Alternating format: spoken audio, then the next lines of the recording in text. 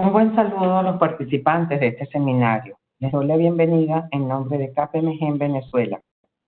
Muy complacidos que nos acompañen hoy en esta transmisión virtual. Aspectos claves de recientes fallos del Tribunal Supremo de Justicia en materia de tributación municipal y estatal. Nos referiremos a la sentencia 0078 y conversaremos sobre los aspectos más resaltantes de esta inédita suspensión temporal.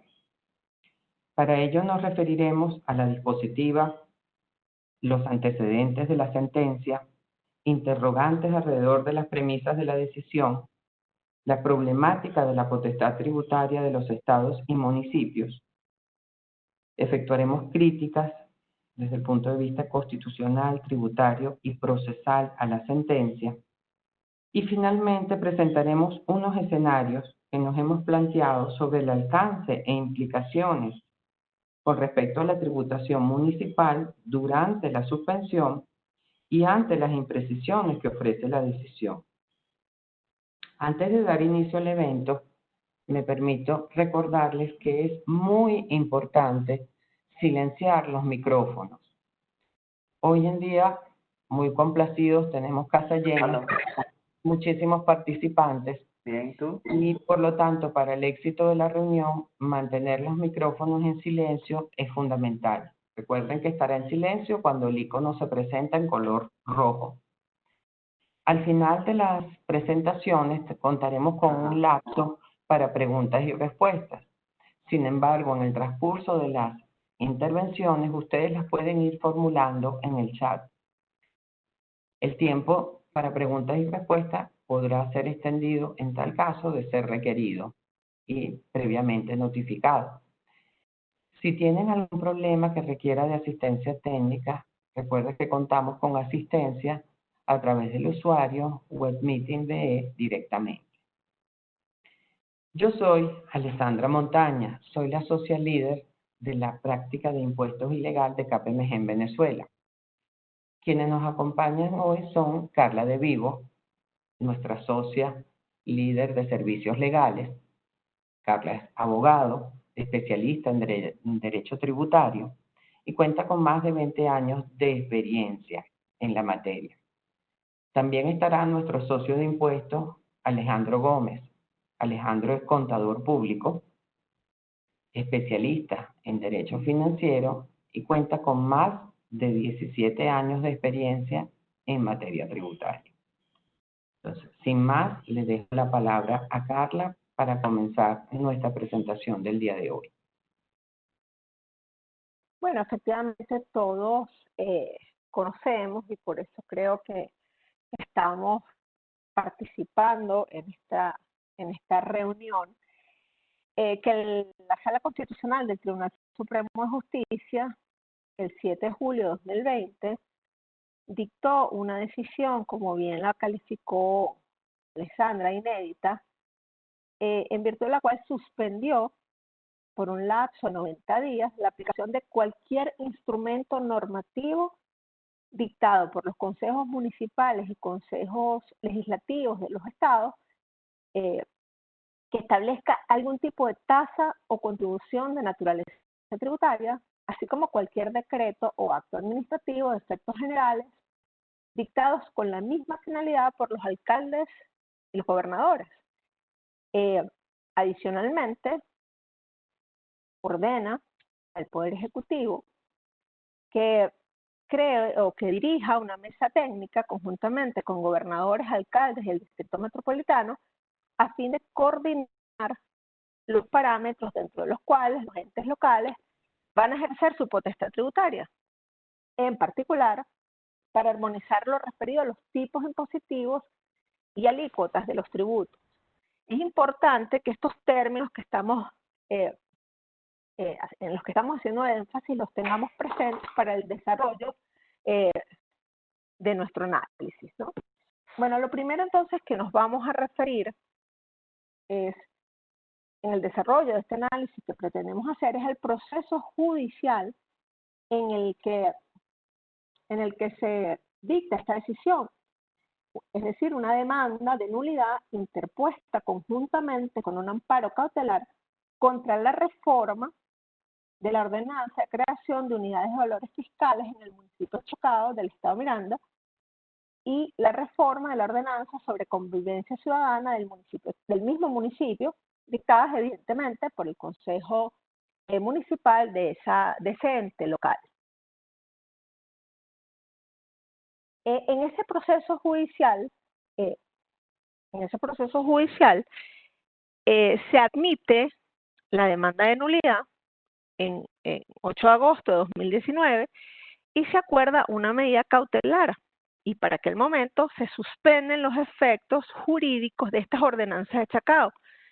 El argumento que para aquella época, para aquel momento que se establece en esa sentencia, es que se habían creado unas unidades de valor fiscal, tributaria y sancionatoria ancladas a un mercado cambiario distinto al regulado por el Banco Central de Venezuela.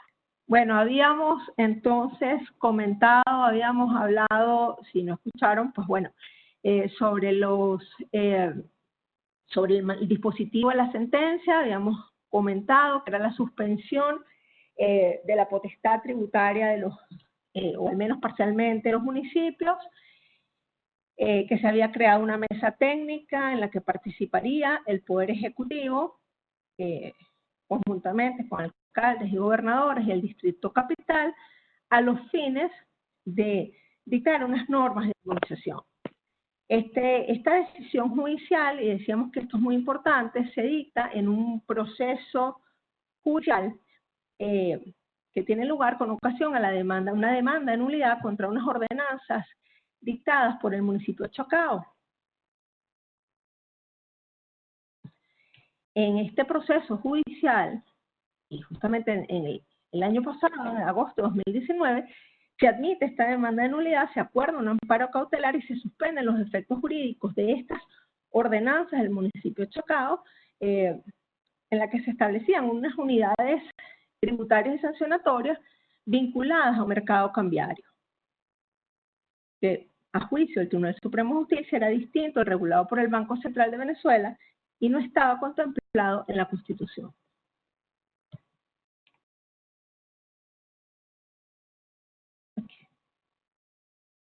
¿Cuál es la motivación de este fallo? Luego, porque seguidamente esta decisión, lo que jurídicamente correspondería sería pues proseguir el juicio de nulidad. Como les dije, se recurre a las ordenanzas del municipio de Chocao. Jurídicamente, dentro de este recurso de nulidad, tendría que entonces la Sala Constitucional revisar si estas ordenanzas efectivamente vulneraban o no la Carta Magna y pronunciarse sobre lo solicitado, es decir, la nulidad de las mismas. Sin embargo, la Sala Constitucional, inaudita parte, y sin que hubiese una solicitud a tales fines, dicta una medida cautelar en el que suspende las potestades tributarias de los estados y los municipios, bueno, o al menos parcialmente, ¿no? Y eso lo vamos a desarrollar más adelante. Para fundamentar esta decisión, la Sala Constitucional, quien no hace, digamos, un mayor análisis de cómo toma o cómo decide entrar a revisar la tributación local en general, hace unas afirmaciones que creo que son maravillosas y con las que todos estamos de acuerdo, en el sentido que el sistema tributario debe propender a la protección de la economía nacional. Y que cuando el sistema tributario crea impuestos, tasas y contribuciones que puedan afectar el desarrollo armónico de la economía nacional, extralimitándose en el ejercicio de la potestad tributaria, por instituir gravámenes no autorizados por la Constitución o la ley, o fijar alícuotas que sean excesivas, esto puede llegar a ser confiscatorio y incidir negativamente en el sector productivo nacional. Pero todos estamos de acuerdo con esa afirmación aplicable por más a todo el sistema tributario. Basado en esta premisa, la Sala Constitucional expresa que, visto que a la fecha el Poder Legislativo Nacional no ha dictado la legislación en materia de armonización, y tomando en consideración la situación de estado de alarma, se debe asumir de manera inmediata esta competencia armonizadora, la cual delega entonces en el Poder Ejecutivo. Evidentemente, esta decisión ha generado un importante debate en el campo legal, en el campo tributario e incluso en el campo financiero, no solamente por el alcance que tiene esta decisión, sino también por la falta de claridad de la misma, lo que ha colocado a los contribuyentes y a las propias administraciones tributarias en una situación de absoluta inseguridad jurídica. Carla, has mencionado que la sala del TCJ indicó que es imprescindible que se proceda a concretar el mandato de coordinación y armonización que indica la Constitución para cumplir el fin último de preservar la economía nacional. Sin embargo, nos preguntamos, ¿el único problema en materia de tributación local es la falta de normas armonizadoras? ¿Es que no hay normas armonizadoras actualmente o el problema se limita a ello? Sí, bueno, para responder a esta pregunta, que es muy interesante y creo que al final lo que todos nos hemos planteado, ¿no? Tendríamos que revisar lo que ha venido ocurriendo con la tributación local. Comencemos por los estados, que han sido llamados con mucha razón quizás la cenicienta de la tributación. Los estados, en la Constitución de 1999 se les atribuyó el ramo de timbre fiscal. Esto tenía una finalidad, digamos, de un mandato descentralizador. La idea es que a los estados se les transfiriera también la competencia en materia de prestación de servicios. Y esto evidentemente inicia con una asignación de competencias en materia de timbre fiscal que incluía todas las tasas que se cobraban por servicios prestados por el Poder Nacional. Insisto, la idea es que esos servicios se transfirieran o su prestación a los estados. Esta transferencia de competencias generó, digamos, que todos los estados pues asumieran su competencia y comenzaran a dictar sus propias leyes de timbres fiscales, en muchas de ellas regulando o estableciendo la tasa aplicable a servicios que no eran prestados por ese estado, sino por la República. Esto evidentemente generó muchos debates judiciales, estamos hablando del año 2003, y para aquel entonces se dictaron muchas decisiones en las cuales el Tribunal Supremo de Justicia, y esto es muy relevante porque vamos a ver que es una situación similar, ¿no? El Tribunal Supremo concluyó que que ante la problemática que podría generarse por la asunción de estas competencias, ya que no había una ley de coordinación tributaria y de la ley de haciendas públicas estatales, era necesario establecer un régimen de armonización provisional de estas competencias que existentes entre la República y los estados. Y basados en esa inacción del legislador nacional y actuando en su rol de máximo intérprete de la Constitución, ejerce esta competencia armonizadora y dicta un régimen provisional para este tipo de servicios, de tasas. Estamos hablando del año 2003. Importante destacar que pasados 17 años no ha sido dictada ninguna de estas leyes e incluso ese régimen de armonización provisional ha quedado en desuso y vemos que hoy día hay un gran desorden en materia de timbre fiscal, donde el contribuyente por lo general se ve obligado a pagar una tasa a la República por la prestación del servicio y una tasa llamada timbre fiscal al Estado, que no sabemos cuál es su razón. Pero bueno, sin embargo, eso no ha tenido mayor impacto por la cuantía, quizás. Pero bueno, el caso de los municipios, en cambio, es distinto. En el caso de los municipios, sí ha habido una ley armonizadora.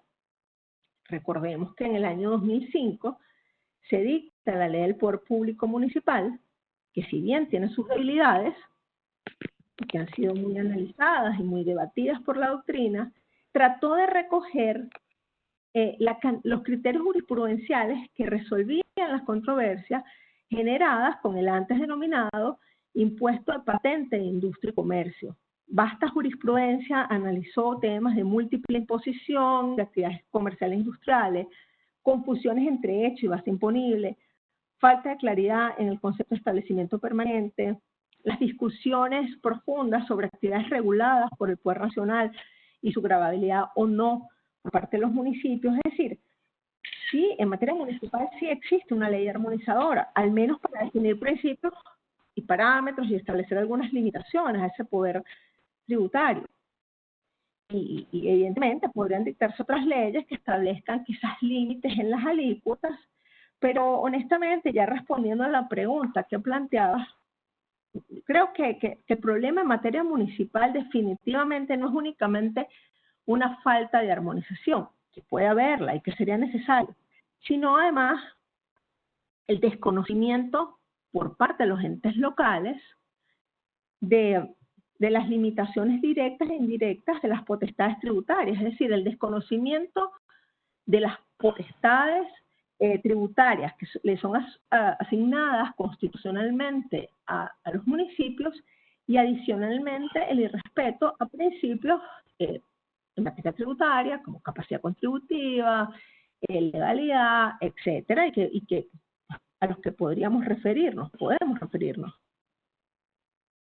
Muy bien, Carla, entiendo. Ahora bien, Alejandro, en tu experiencia profesional, según lo mencionado por Carla, ¿cuáles son las situaciones que tú has podido observar que serían ejemplo de estas violaciones a la limitación del poder tributario de los entes locales? Sí, muy buenos días a todos. Gracias, Alexandra. Efectivamente, en toda la experiencia profesional hemos evidenciado distintas situaciones que han impactado en los contribuyentes de la manera como ha actuado las distintas administraciones tributarias.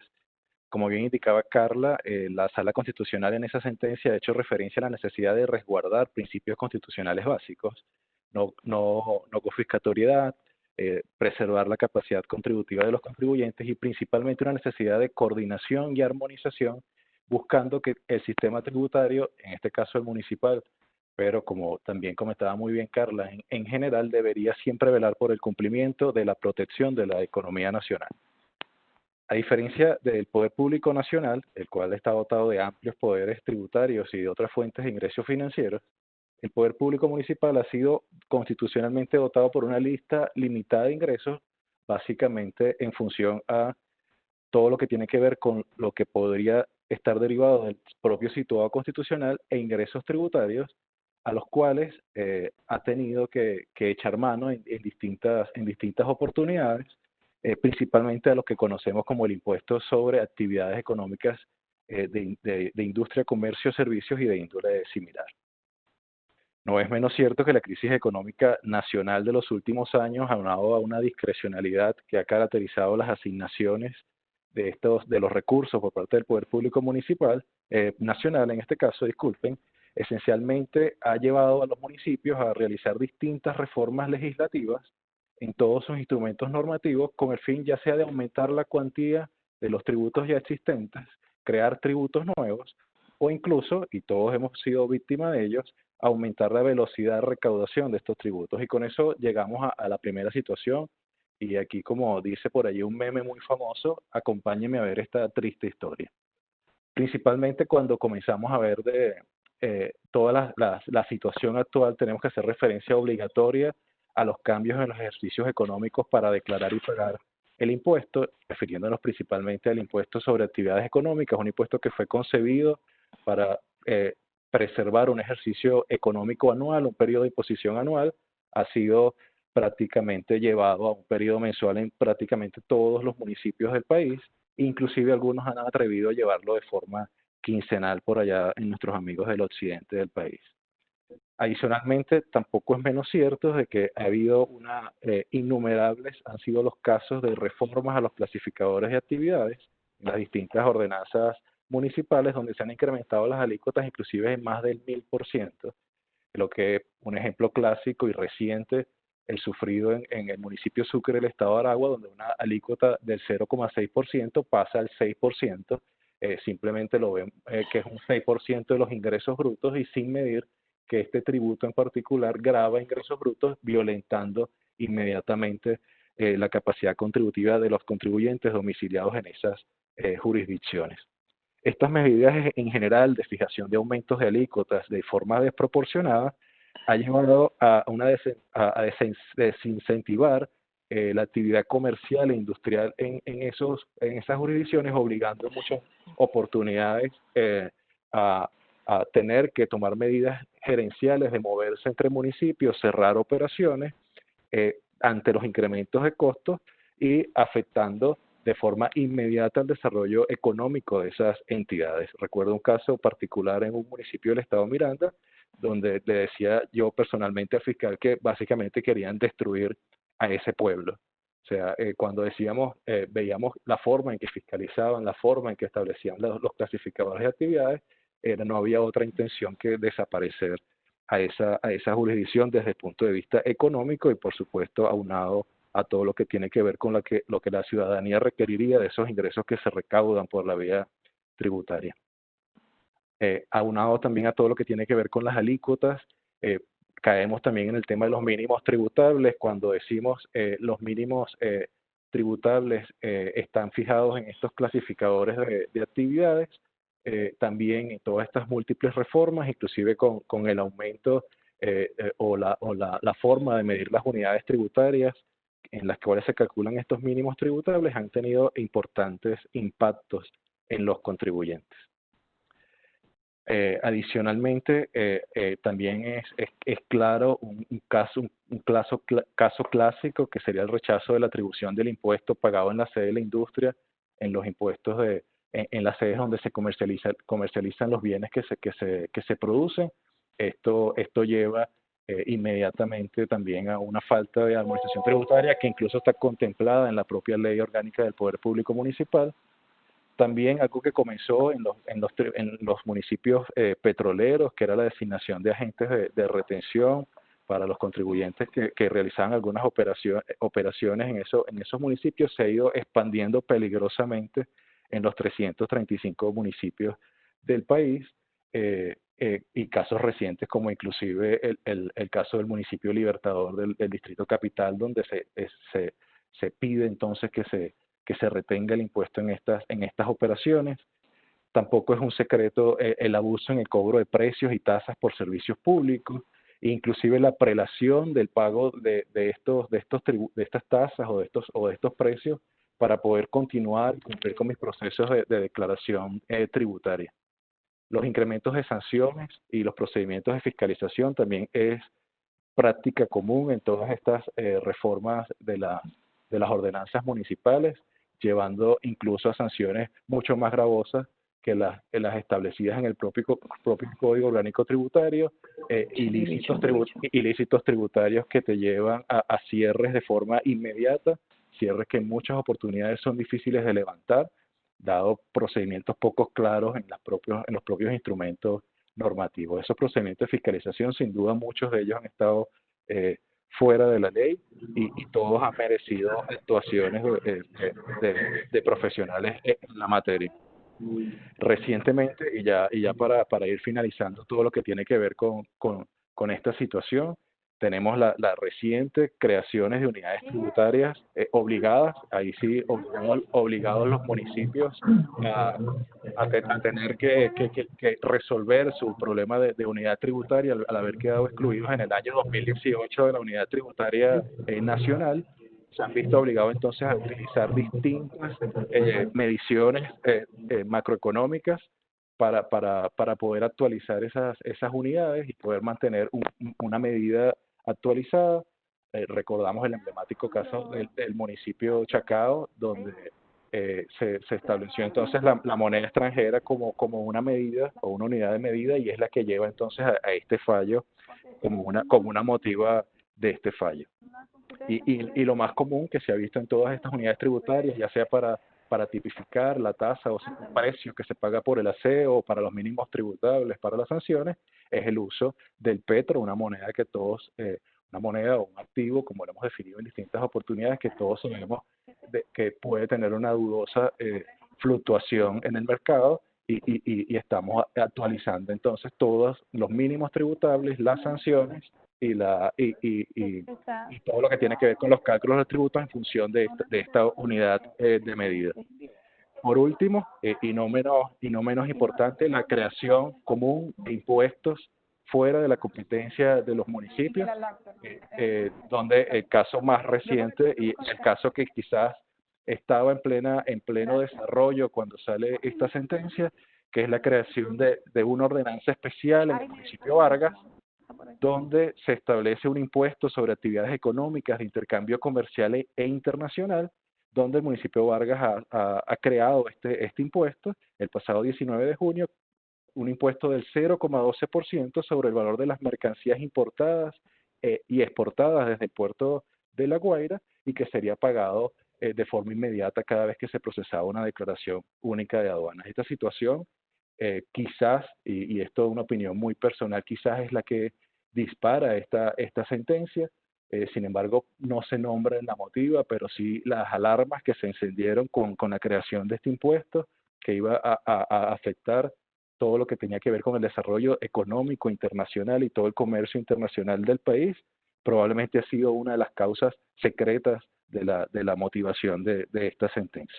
Muchos de los ejemplos que he mencionado simplemente son solo estos ejemplos. Todos ustedes han vivido muchísimas otras más violaciones, y creo y consideramos que sería necesario entonces algunas medidas.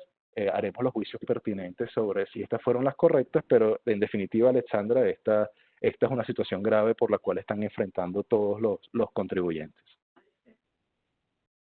Se observa efectivamente en el chat cómo los clientes o las empresas contribuyentes, en este caso, se sienten identificadas con las situaciones que has mencionado.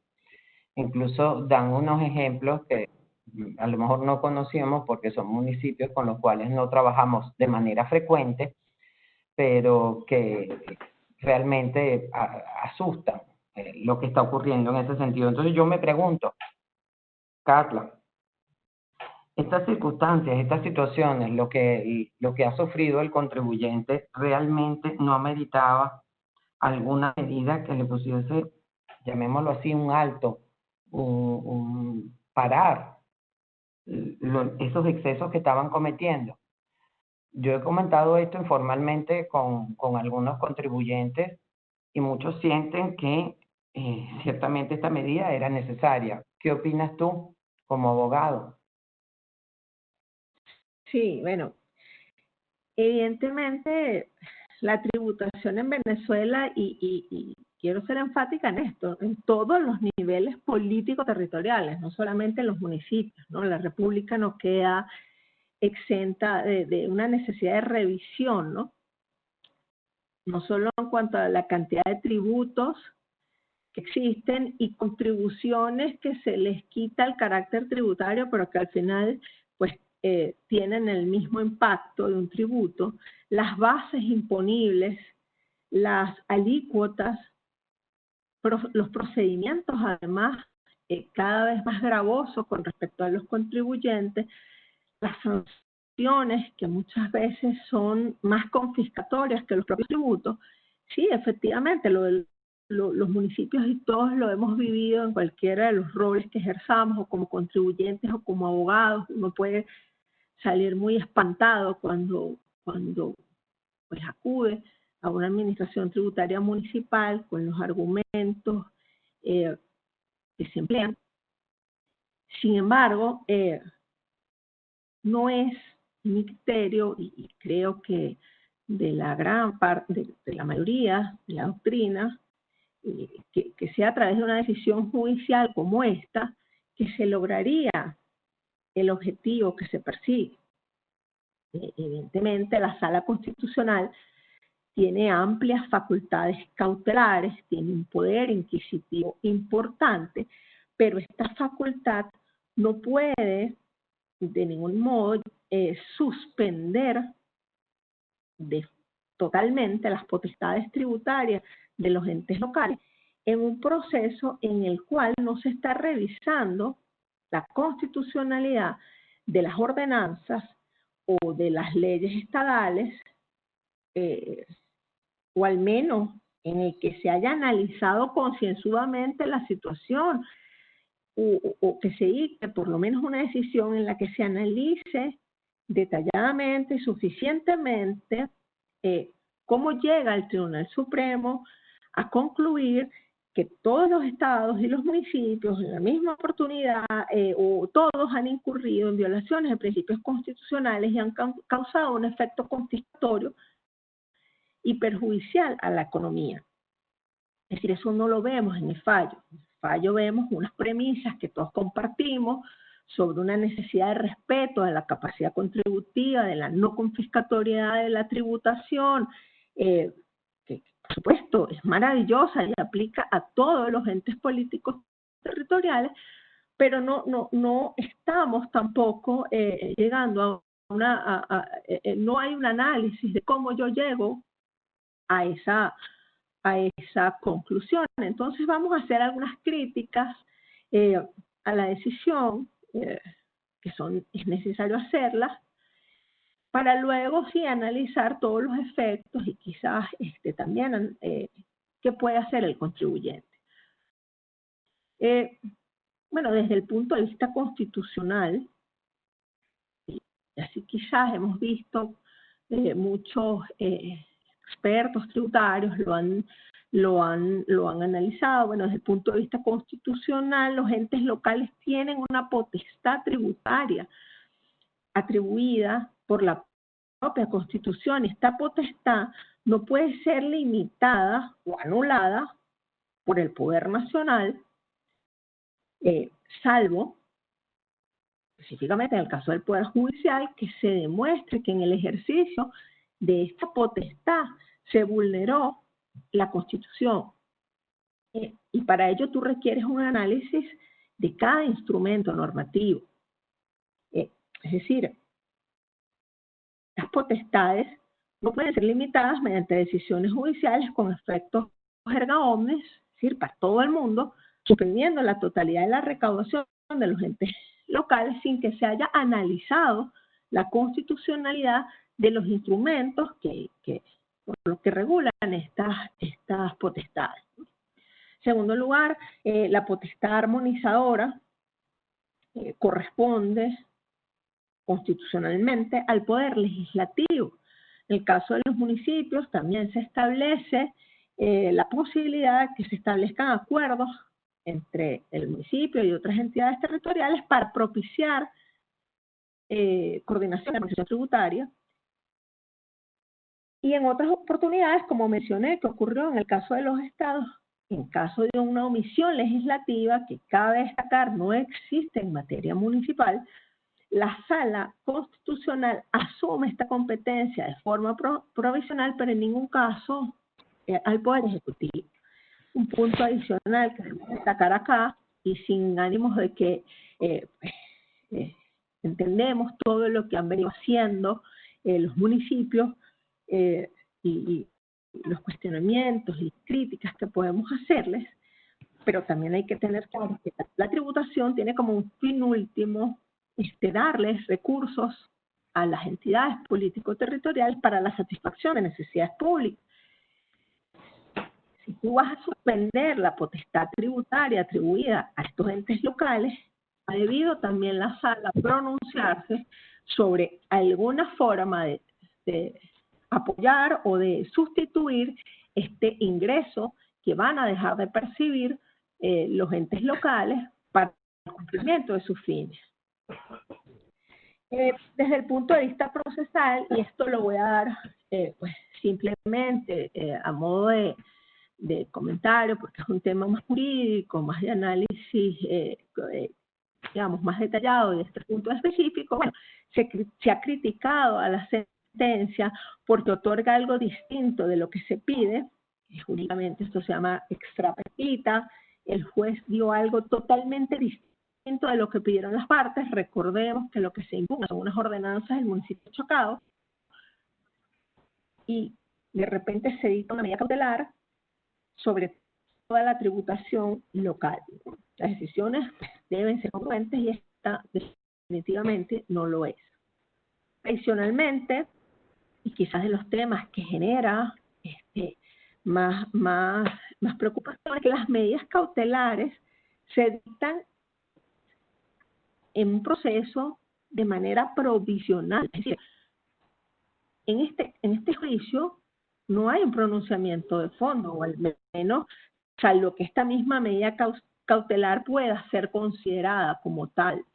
Digamos, una medida cautelar que persigue jurídicamente hablando, bueno, que mientras se desarrolle el proceso en el cual se está dictando esta medida, se proteja a quien la solicita, porque no puede ser resarcido por la decisión definitiva. En este caso se suspende o se vacía de contenido la potestad tributaria de los estados y municipios por un lapso de tiempo supeditado que se dicte unas normas de armonización, pero pues, ¿cuál sería la decisión de fondo que habría que tomar en este caso, si es que hay alguna? Adicionalmente, pues se ha cuestionado que los entes locales no han tenido la oportunidad de ejercer un derecho a la defensa, o al menos exponer al Tribunal Supremo que en los casos específicos ellos han cumplido, pues, o han respetado la Constitución y las leyes. Finalmente, desde el punto de vista tributario, luego entrar en temas más prácticos, bueno, lo que está generando más preocupación, ¿no?, es la imprecisión de los conceptos. A lo largo de esta decisión, y por eso quisimos resaltar algunos de los puntos contenidos en la motivación y en la misma dispositiva, se habla de la tributación en general. Y evidentemente, si leemos la decisión, tenemos que entender que la intención armonizadora debe abarcar a toda la tributación local. Sin embargo, cuando vemos una parte de la dispositiva, el primer mandato de la dispositiva, se habla solo de tasas y contribuciones de naturaleza tributaria, lo que en opinión de los municipios y de parte de la doctrina excluye entonces a los impuestos, entre ellos el de actividades económicas o incluso este nuevo impuesto creado por el municipio Vargas. Entonces, aún en el supuesto hipotético de que la Sala Constitucional tuviese las facultades para dictar una medida de esta naturaleza, digamos que hubiese seguido el procedimiento correcto, la decisión es tan ambigua y deja tantos vacíos que coloca al contribuyente entonces en una situación de inseguridad jurídica y vulnera principios fundamentales en el ámbito fiscal, básicamente, que es justamente la seguridad y la certeza tributaria. Yo tengo que saber a qué atenerme. O sea, lo que queremos decir es que una decisión de esta naturaleza, donde tú estás suspendiendo una potestad constitucionalmente atribuida, no puede dejar tan amplio margen de interpretación, y lo vamos a constatar cuando veamos todos los escenarios en los que podemos estar como contribuyentes. Sí, es así, porque en fin de cuentas, Carla, independientemente de las críticas que has efectuado ahorita y que lo merita esa sentencia, la realidad que tenemos hoy en día es que hay un mandato de la sala. Entonces, yo le pido a Alejandro que nos presente esos escenarios que podría encontrar el contribuyente ante las incertidumbres que mencionas, y lo cual creo que va a ir contestando algunas de las preguntas que se han ido efectuando en el chat hasta el momento. Sí, efectivamente Carla ha hecho un paseo magistral, digamos. Gracias, Carla, por todas las las críticas que tiene esta sentencia, ya sea en materia constitucional, procesal y tributaria. Para esto, esperando ya todas estas inquietudes que se han venido presentando desde esta sentencia, el 7 de julio del 2020, y ya esperando todas estas preguntas que estamos haciendo en el chat, hemos querido hacer unas primeras aproximaciones en relación a interpretaciones que se podrían generar desde el punto de vista del contribuyente, porque al final del día tendremos que tomar algunas decisiones gerenciales para poder ir llevando el negocio en una disputa que, aunque somos afectados, no fuimos parte. ¿Sí? Aquí al final es una decisión que se está, como bien lo dijo Carla, motivando sobre una sentencia anterior, un amparo cautelar que a pesar de que no se solicitaba la interpretación correcta de pronunciarse de fondo sobre la inconstitucionalidad de estas ordenanzas, terminó llevando a una situación inédita en la cual hoy estamos con muchas interrogantes. Cada una de las interpretaciones que vamos a mostrar a continuación, como les digo, surgen de aproximaciones a distintas posiciones que pudieran tomar tanto los municipios. Esto es muy importante. Los municipios, y cada uno de ellos podrá tener una pretensión distinta, y como contribuyentes tendremos que estar preparados para defendernos, de ser el caso, o para tomar algunas posiciones que incluso puedan mantener la operación activa en las distintas jurisdicciones, y muchas de esas imprecisiones han sido por falta de claridad, como bien lo comentaba Carla. Y ante esa falta de claridad, permítanme leerles esa primera dispositiva de esa sentencia, donde nos indica que se suspende por el lapso de 90 días la aplicación de cualquier instrumento normativo dictado por los consejos municipales y consejos legislativos de los estados que establezcan algún tipo de tasa o contribución de naturaleza tributaria, así como cualquier decreto o acto administrativo de efectos generales dictado con la misma finalidad por los alcaldes o los gobernadores. Entonces, la primera pregunta que cabría hacernos aquí, y ya ustedes la han comentado en el chat, es si aplicaría esta sentencia a todos los tributos, incluyendo los impuestos, como el clásico impuesto a las actividades económicas, del cual hemos conversado bastante durante la mañana de hoy, o solo a las tasas y contribuciones conocidas como contribuciones especiales o contribuciones tributarias, ¿no? Entonces, para aproximarnos a una respuesta es necesario considerar algunos aspectos adicionales.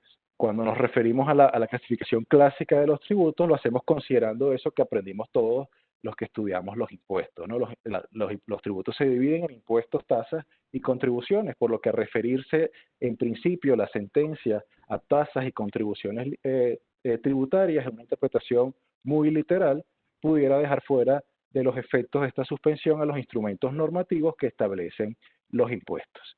Vale la pena acotar que esta posición ya ha sido divulgada en distintas redes sociales de algunas administraciones tributarias municipales, e incluso ha sido sostenida y respetada por destacados reconocidos tributaristas, de que solo estaría aplicando en principio bajo esa interpretación muy literal a tasas y contribuciones. Sin embargo, no podemos dejar de lado que esta motivación, o que la motivación en general de la sentencia y por la cual se paseó Carla durante toda su participación, se fundamenta en una necesidad de resguardar principios de capacidad contributiva, de no confiscatoriedad y la necesidad de coordinar y armonizar el sistema tributario. Situación que obviamente resulta evidente en todas las reformas que han sufrido las ordenanzas municipales, principalmente en materia de impuestos sobre actividades económicas. Adicionalmente señala magistralmente la sala, y comparto esa posición maravillosamente como lo definió Carla, de que cuando el sistema tributario en general tiende a establecer impuestos, y así lo nombra en la propia motivación, cuando ese sistema tributario en general tiende a establecer impuestos, tasas o contribuciones que pueden llegar a afectar considerablemente el desenvolvimiento armónico de la economía nacional, extralimitándose en ese ejercicio de potestad tributaria, lleva entonces a que la carga tributaria no pueda ser calificada de otra forma como confiscatoria. Esto con el eventual perjuicio que causa esto en el sector productivo nacional. Entonces, ante esa motivación, ¿tendría sentido este fallo si el mismo solo se limitara a la suspensión de instrumentos normativos que establecen tasas o contribuciones? ¿O acaso las violaciones a los principios constitucionales esgrimidos por la sala no resultan más evidentes en los impuestos existentes y en los que se han pretendido crear fuera de esa potestad tributaria. Bajo esa interpretación y atendiendo igualmente a la segunda dispositiva de esa sentencia, donde se pide ordenar a la mesa técnica que se constituirá para estos efectos los tipos impositivos y alícuotas de los tributos. En esa segunda dispositiva se hace mención al término general de los tributos. Podríamos entonces aproximarnos a un criterio y lo dejamos aquí en la mañana de hoy, donde esta sentencia tendría solamente sentido si estaría suspendiendo la aplicación de todos los instrumentos normativos, incluyendo aquellos que establecen impuestos. Sin duda será una decisión bastante controversial porque es el ingreso principal de estos municipios. Cada uno tendremos que ir actuando en la medida de cómo vaya surgiendo los efectos y las exigencias de cada una de las administraciones municipales para, lo primero que nada, y siempre lo pongo en todas mis participaciones, lo primero que se debe resguardar es la continuidad de la operación del negocio. Entonces, cuando entramos en estos procesos y en estas interpretaciones, es necesario que tengamos siempre claro que todas nuestras posiciones deben garantizar que el negocio continúe operando. No podemos dejar de perder de vista tampoco, y tenemos que monitorear muy de cerca, esta aclaratoria que ha solicitado el municipio de Chacao en función a esta primera pregunta que nos hemos hecho. La respuesta a esta aclaratoria es trascendental. No conocemos de que hasta este momento haya sido respondida, de estar tan claro el tribunal en su posición, ya sea de haber incluido todos los tributos o de haber querido limitar solamente las tasas y contribuciones. Esperaríamos que ya lo hubiese hecho. Nos preocupa que no haya respondido porque deja entonces en este momento un clima de muchísima más inseguridad, por lo cual en primera instancia les recomendamos ir monitoreando esta primera aclaratoria, ¿no? Y adicional a esta primera interpretación, donde nos tratamos de aproximar a considerar si aplicaba a tasas y contribuciones, y lo estaríamos llevando entonces a una aproximación, a una interpretación más amplia, incluyendo los impuestos, surgen dudas adicionales en función al fondo de la sentencia y de sus efectos. Cuando se suspende la aplicación de los instrumentos normativos tal cual lo dispone así la dispositiva, donde nos dice se suspende la aplicación de cualquier instrumento normativo, la siguiente pregunta es ¿qué se suspende? ¿Cómo podríamos interpretar la suspensión de aplicar instrumentos normativos? Para eso nos hemos planteado un par de escenarios que los vamos a ver en la lámina siguiente, donde podríamos llegar también a una primera aproximación de qué se suspende, ¿no? En líneas generales, y tomando también o partiendo de ese ejemplo donde los impuestos estarían contenidos dentro de esta suspensión, traemos como ejemplo el contenido de lo que puede tener una ordenanza municipal que crea impuestos sobre actividades económicas. En ese contenido está desde la definición del impuesto, la definición de todos los aspectos del hecho imponible, espacial, temporal, subjetivo, material, la base imponible, inclusive, por supuesto, va a traer los deberes formales y materiales que debe cumplir ese contribuyente para satisfacer su obligación tributaria. Está la designación de los agentes de retención en el caso de aquellos municipios que así lo tengan.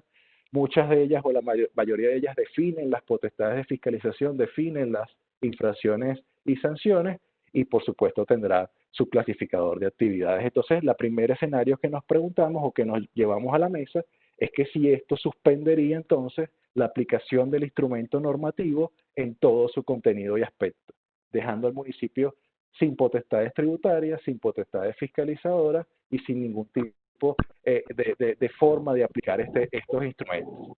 O un escenario 2, un poco más limitado, donde se suspendería la posibilidad de establecer únicamente nuevos tributos y aplicar, entendiéndose como aplicar la exigencia de la declaración y el pago de los tributos ya existentes. Entonces, en este caso, viendo el tema y viendo cómo se ha venido desarrollando la situación, nos inclinamos a pensar de que estaríamos bajo el supuesto del escenario 2, donde estaríamos entonces suspendidas, inclusive en ese criterio amplio de suspender las ordenanzas que establecen impuestos, la exigencia de la declaración y el pago, es decir, toda la potestad tributaria que estaría contenida en esos instrumentos normativos. Ahora bien, respecto al periodo de tiempo, que he visto ya muchas preguntas en el chat sobre esto, la sentencia no determina sus efectos en el tiempo, otra grave falla de la sentencia, por lo cual surgen dudas adicionales sobre ese particular. ¿Qué pasaría entonces con las obligaciones causadas antes de la sentencia, así como aquellas que se podrían causar durante el periodo de suspensión de 90 días? O incluso, ¿cuáles escenarios pudiéramos estar esperando vencido este lapso y la correspondiente medida cautelar? Para ello, nos vamos a centrar en nuestro análisis en impuestos de naturaleza periódica. Sin embargo, las conclusiones preliminares a las que hemos llegado podrían igualmente aplicarle a las tasas, porque dada su naturaleza instantánea, pudiera ser más sencillo de precisar. Es importante señalar que en el transcurso de los próximos días nuevas variables van a surgir, incluyendo la respuesta o esa esperada respuesta a la aclaratoria del municipio de Chacao, que pudiera modificar cualquiera de las conclusiones que nos estaríamos aproximando en este seminario. En primer lugar, vamos a analizar las obligaciones causadas antes de la sentencia. Imaginémonos entonces un tributo periódico, como el caso del impuesto a las actividades económicas, de liquidación en su mayoría mensual, y pensemos en esa declaración del mes de junio, donde hoy 22 de julio algunos de los contribuyentes presentes hoy en este seminario aún no han declarado porque probablemente tengan hasta finales del mes o están esperando definir alguna posición.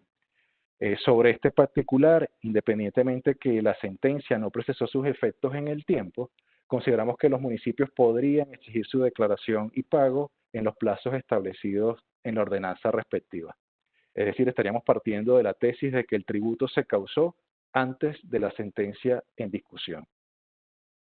Sin embargo, como recordarán, pudiera existir una interpretación a nuestro criterio con un poco más de riesgo, de que podríamos considerar que al estar el instrumento normativo suspendido al momento del vencimiento de la obligación, se ha suspendido todo el contenido del instrumento normativo, incluyendo para ese municipio la posibilidad de exigir la declaración y pago inclusive del mes de junio. La vemos con una posición un poco más de riesgo. Hemos visto muchos municipios ya pretendiendo cobrar el mes de junio.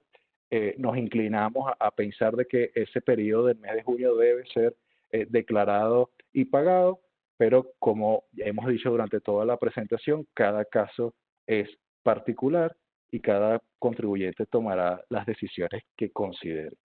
Sin embargo, no podemos dejar de lado de que ante las imprecisiones que ya hemos discutido durante toda esta presentación, no cabría duda de poder alegar algún posible cimente de responsabilidad tributaria en el sentido de querernos imponer sanciones, intereses moratorios sobre estos pagos, ya sea con retraso o pagos que no se realicen, alegando entonces un error de derecho excusable que la propia sentencia nos ha llevado a cometer.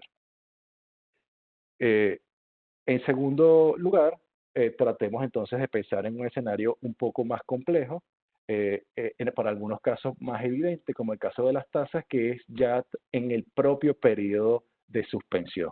Es decir, ya estamos corriendo los 90 días de suspensión desde ese 7 de julio del 2020. Si contamos los 90 días, nos da que tenemos un número mágico 5 de octubre del 2020. ¿Qué estaría pasando en estos 90 días? En nuestro criterio, todas las tasas que se estarían entonces, podrían exigirse durante este periodo, no estaría entonces el municipio en la potestad de exigirlas, lo cual pudiera traer algunos problemas técnicos y operativos para realizar cualquier trámite, sobre todo ante el municipio, como por ejemplo actualizar una licencia o solicitar un catastro, todas estas cosas que hacemos generalmente ante los municipios. Esas tasas, inclusive algunos servicios que se han calificado como tasas, están entonces en este periodo de suspensión y ante lo cual el contribuyente no estaría en principio obligado a pagarlas y tampoco el municipio a exigirlas. Adicionalmente, también tendríamos entonces el caso y el que hemos partido para este análisis del desarrollo de un impuesto periódico como el impuesto a las actividades económicas. Entonces, aquí también estaríamos en la generación de distintas interpretaciones.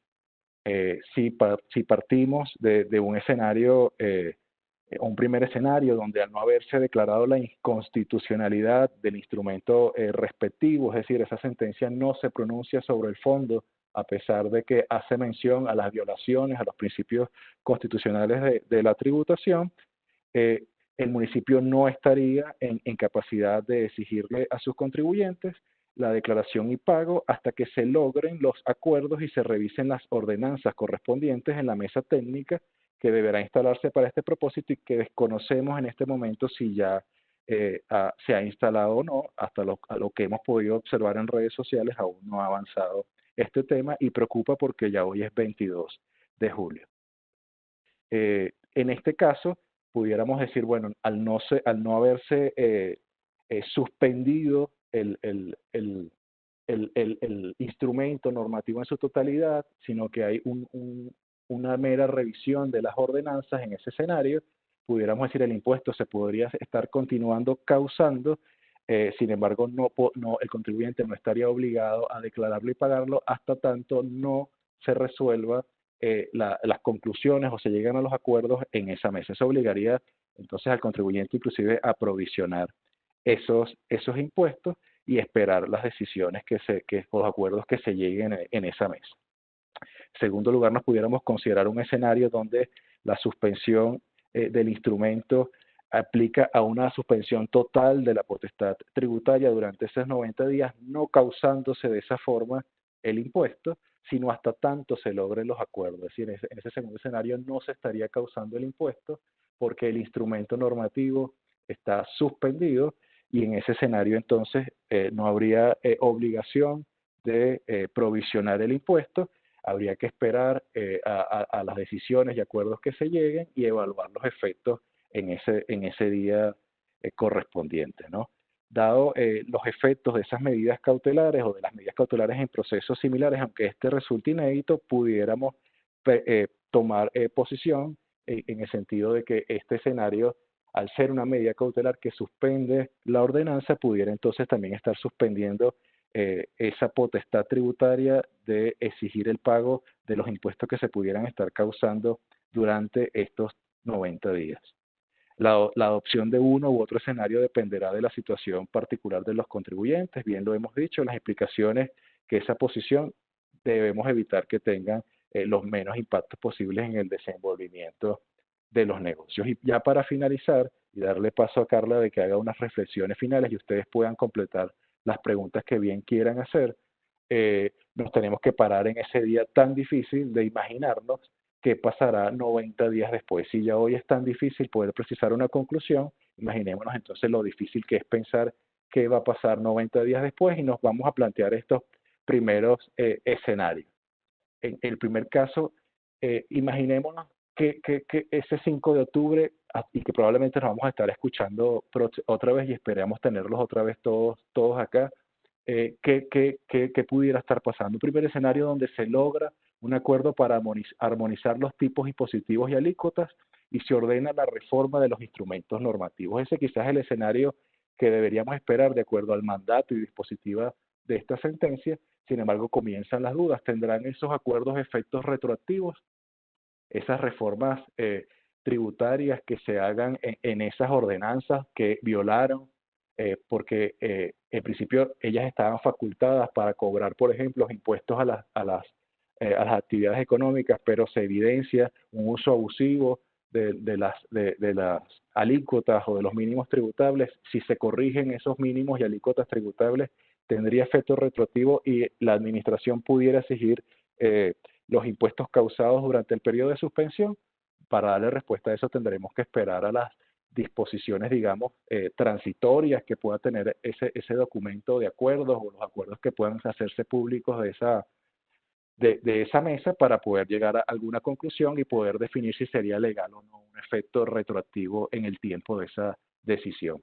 Un segundo escenario nos llevaría a pensar que si no se logra un acuerdo para armonizar esos tipos impositivos y alícuotas, cabría entonces una prórroga a esa medida cautelar. Estaríamos casi que como en el estado de alarma prorrogando por 30 y 30 y 30 días más, y en este caso 90 y 90 días más la prórroga.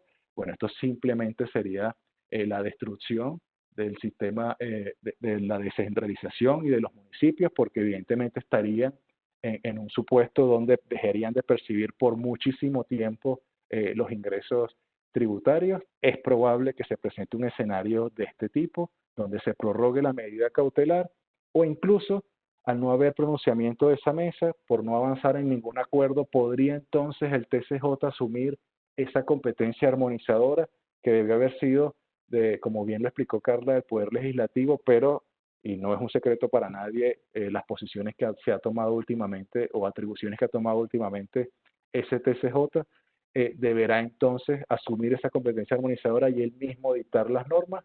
También es un escenario interesante que nos pudiéramos plantear en octubre. Y por último, y un escenario de muchísima inseguridad, es que no haya ningún pronunciamiento de la mesa técnica ni del Tribunal Supremo de Justicia y estaríamos al borde de una inseguridad jurídica muy, muy peligrosa. Ya para finalizar, y gracias a todos por sus comentarios en el chat, vamos a ir atendiendo a todas las preguntas. Carla compartirá algunas reflexiones y recomendaciones finales sobre lo que humildemente les hemos querido llevar como interpretaciones y aproximaciones de esta sentencia. Sí, gracias, Alejandro. Sí, bueno, creo que en los últimos años no han sido pocos los excesos en el ejercicio de potestades tributarias de todos los entes políticos territoriales ante una pasividad abrumadora por parte del Poder Judicial. Y esta situación nos lleva a justificar y apoyar en cierta forma este tipo de decisiones.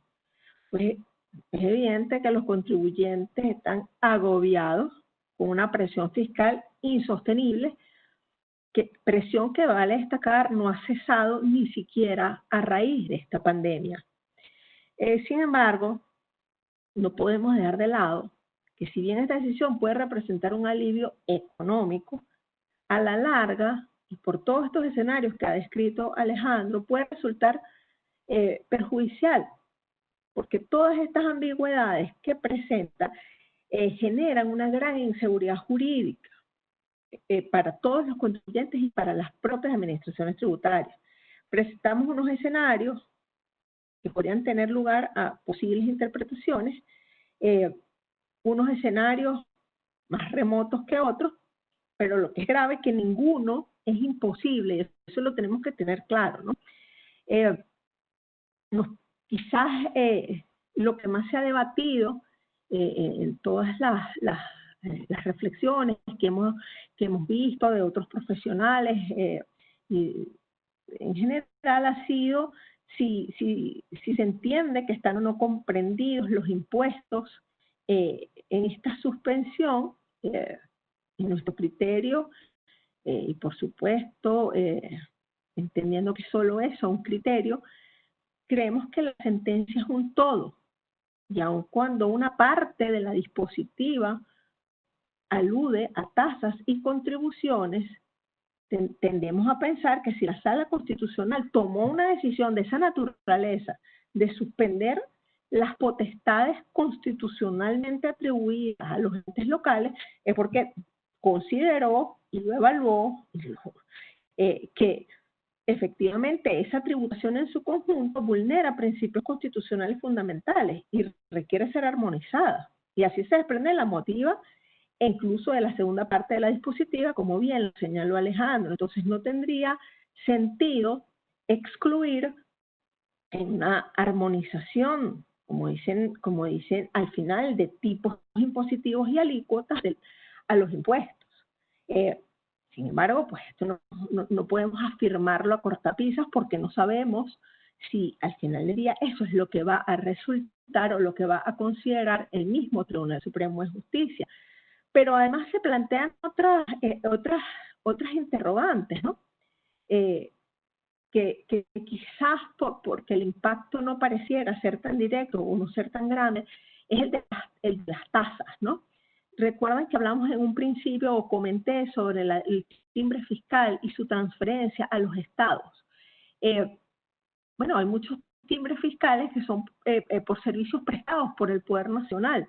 Leía en el chat, alguien que comentaba registros, notarías, etcétera, ¿no? Entonces, nos preguntamos, si ese timbre fiscal está suspendido, porque estaría claro, evidentemente ahí sí no hay ningún debate, ahí dice tasas, y el timbre fiscal es una tasa, así hayan querido darle otra naturaleza, entonces esos timbres fiscales, esa tasa por esos servicios prestados por la República, están suspendidos, porque ya el propio Tribunal Supremo de Justicia y la propia Constitución dijo que si bien la creación correspondía al Poder Nacional, la recaudación era de los estados, porque es una potestad tributaria del Estado.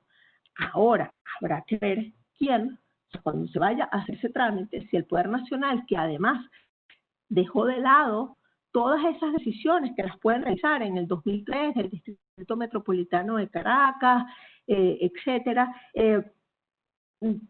va a atender a esta decisión judicial.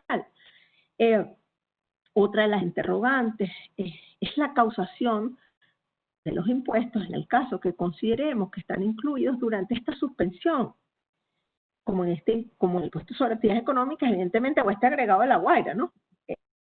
Y tendemos a pensar que si consideramos que la tributación local, por lo que ha dicho la Sala Constitucional en su motiva, vulnera principios constitucionales, por ser en principio, por ser confiscatoria, no luciría razonable entonces que dentro de 90 días se le exija a los contribuyentes que cumplan con esa tributación dejada de pagar, y pues, entonces lo que no pagaste en 3 meses te lo pagas ahora, que fuese algo así como una especie de prórroga, ¿no? No tendría mucha lógica. Sin embargo, esta no va a ser la posición que asuman los municipios, seguramente. Incluso el TSJ pueda adoptar una solución intermedia en el caso de que pues, hayan entes locales que puedan evidenciar que han cumplido o que sus regulaciones son cónsonas con una posible armonización. Entonces, para finalizar, digamos, con nuestra presentación y poder evaluar algunas preguntas que se han planteado, creo que lo importante es revisar cada situación en particular, porque estamos hablando de más de 300 municipios, por ejemplo, que pueden tomar acciones directamente contra los contribuyentes. No sabemos cuál va a ser la respuesta que puedan tomar. Entonces, cada caso es distinto, no hay posiciones absolutas, hay que evaluar todos los escenarios que nos presenten y sobre todo evaluar los riesgos que en cada caso se asuman. Asimismo, pues también habrá que evaluar qué va a ocurrir con los servicios que prestan los municipios y cómo van a afrontar o cómo el Poder Nacional va a apoyar entonces a los municipios en otorgarle estos ingresos que están suspendidos por mandato de la Sala Constitucional.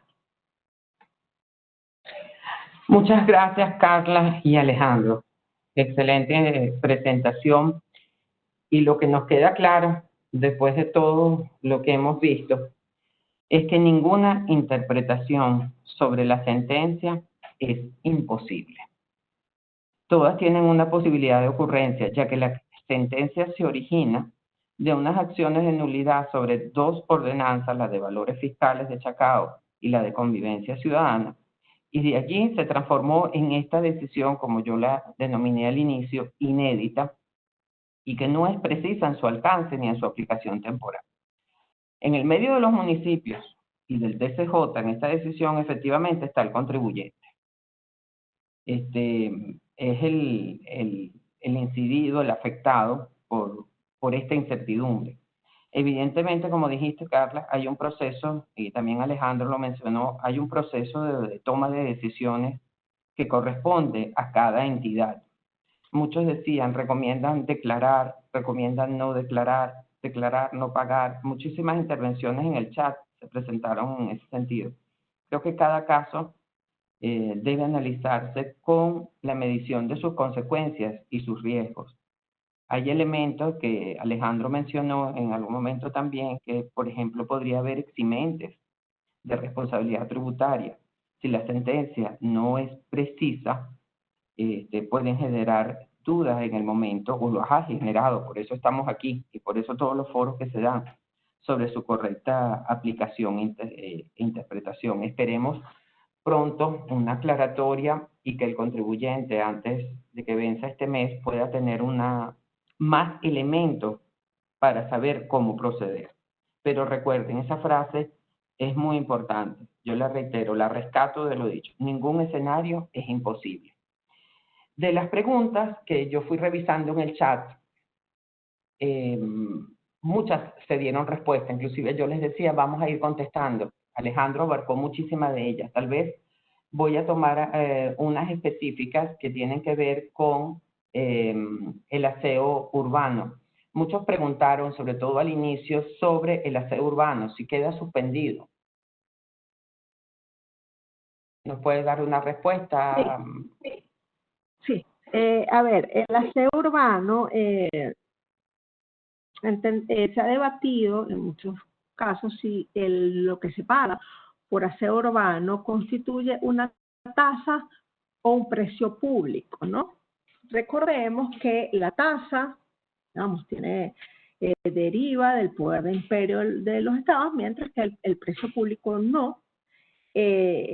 En ambos casos hay un servicio que presta el ente que cobra la tasa. La diferencia entre un precio público y una tasa es que no hay, digamos, el que pide un servicio como si fuese un privado puede optar por otras opciones, es decir, no está obligado a acudir al ente público a recibir ese servicio por el cual se va a generar el pago.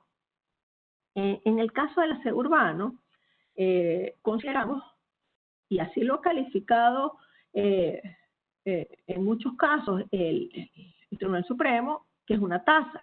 Sin embargo, pues también dependerá de si el municipio establece un modelo distinto o hay concesiones privadas, o tú puedes optar, si tú pudieses optar por otro servicio aseo urbano que no fuera el que te preste el municipio, pues allí sí podríamos decir que estamos en presencia de un precio público. Pero creo que en general el aseo urbano tiene una exclusividad por parte del municipio, pero recordemos, son más de 300 municipios. No sé si en algunos municipios exista la posibilidad de optar por otro prestador de servicios y el municipio solo esté, digamos, como un prestador más de los que existan. Carla, también nos preguntan si esto alcanza las retenciones sobre el impuesto, retenciones, la obligación de efectuar retenciones del impuesto a las actividades económicas. Bueno, está vinculado a si se entiende que el impuesto está dentro de la decisión, ¿no? Recordemos que la retención es solo es una detracción del monto de un tributo a pagar, como un pago de tributo anticipado, ¿no? A pesar de que los municipios lo han considerado en muchos casos como un tributo aislado porque te retienen así no seas contribuyente. Pero si tú llegas a la conclusión de que el impuesto está incluido dentro del tributo, pues la retención, por ser atada al tributo principal, estaría incluida. Pero va a depender de la decisión que tú asumas, ¿no? Sí, habría que ir viendo cómo se van desenvolviendo también los acontecimientos durante todos estos días, ¿no? Estamos hablando, han pasado algunos días de la sentencia, tomar esa interpretación de que el impuesto está incluido en la suspensión, suspendería igualmente las retenciones. Afortunadamente, por decirlo de alguna forma, muchos no estamos operativos a un 100% y quizás las operaciones no son tan recurrentes en algunos casos, pero sí hay muchos sectores económicos que están trabajando a full máquina en este momento, inclusive en estado de alarma. Entonces es una decisión delicada, pero de estar suspendido el impuesto podríamos llegar a una aproximación de que también esté suspendida la obligación de retener. Alejandro, al respecto también hay una pregunta sobre los mínimos tributables, que si estaría suspendido también el mínimo tributable. Sí, la discusión del mínimo tributable y imposible abarcarla aquí si se trata de una tasa por ese precio fijo que se paga por estar establecido eh, territorialmente en una jurisdicción, o se trata, como bien lo define en mi criterio la Ley Orgánica del Poder Público Municipal, de un impuesto fijo. De verlo de una u otra forma, estaríamos hablando de que estaría suspendido, ¿no? Si el de verlo del caso de una tasa, posición a la cual no comparto, pero es adaptada por muchos tributaristas, en ese caso sería evidente que está suspendido, pero viéndolo con la interpretación amplia que hemos tratado de llegar hoy, donde estarían los impuestos incluidos, el mínimo tributable estaría igualmente sujeto a esta suspensión. Gracias, Alejandro. Tuvimos una pregunta también en cuanto a que si se refería a hacer una suspensión o simplemente se trata de postergar. Tal vez vamos a rescatar un momentico brevemente lo explicado al respecto. Sí, de hecho, sí, cuando hablamos de que está suspendida por 90 días y nos planteamos esos dos escenarios, era definir entonces si se continuaba causando el tributo o no, por la forma en que se dio la suspensión, de que estaríamos hablando de un amparo cautelar. Vemos que podría tomarse esa interpretación de, al estar suspendido, no esperaríamos en principio una obligatoriedad de declarar el impuesto que se suspendió durante, valga la redundancia, el periodo de suspensión de 90 días.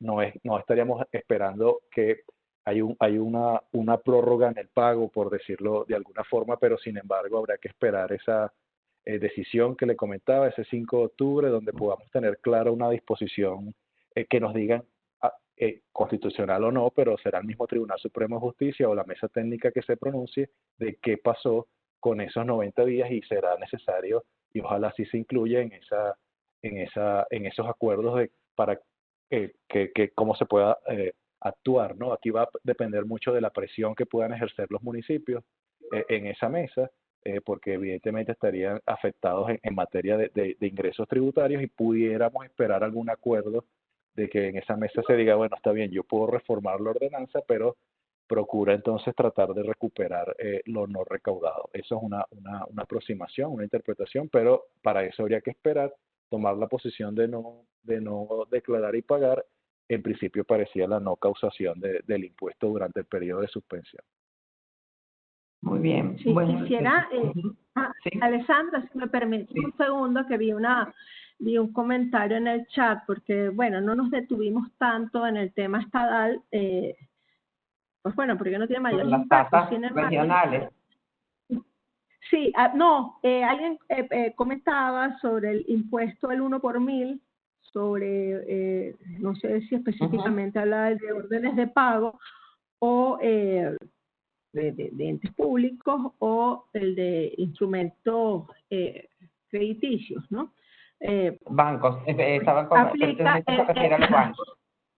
sí, aplica, las premisas que hemos dado aquí aplican tanto para los municipios como para los estados. Recordemos que la ley de timbre fiscal, cuya recaudación se atribuye a los estados, tiene tasas por los servicios prestados por el Estado, tasas por los servicios prestados por el Poder Nacional, el impuesto de salida del país, e impuestos del 1 por 1000 sobre órdenes de pago del Poder Público, y impuesto del 1 por 1000 sobre instrumentos crediticios. Si partimos de que los impuestos están incluidos en la premisa o en la decisión, estos impuestos estarían suspendidos, todos los del 1 por 1000 e incluso el impuesto de salida del país. En caso contrario, que sean solo tasas, no estarían incluidos. Sí, debemos destacar que hemos hecho referencia fundamentalmente a los municipios, porque bien Carlos lo mencionó en su exposición, que los estados son como las cenicientas, ¿no? Realmente las potestades de los estados son menores, y donde más tiene incidencia o ha sentido incidencia el contribuyente ha sido en la tributación municipal. Yo he revisado los puntos, creo que todos los hemos cubierto, la última parte de la exposición, lapsos, cómo se cuentan los 90 días, qué alcanza, si es suspensión. Hemos abarcado ahorita el aseo urbano. Creo que hemos logrado dar respuesta a sus interrogantes, por lo menos en su mayoría. Les recordamos que todos nuestros seminarios web están disponibles en YouTube, los anteriores, este y los que dictemos en un futuro. La invitación es la próxima semana, el jueves 29 de julio, tendremos nuestro próximo seminario sobre RPA, automatización de procesos. También los invitamos a consultar nuestras redes sociales, Twitter, Instagram, Facebook, LinkedIn y nuestro canal YouTube, donde están disponibles las presentaciones. También al inicio de la presentación compartimos nuestras direcciones de correo por cualquier otra aclaratoria o algo en lo que lo podamos servir en relación a este punto. De verdad que gracias por su asistencia.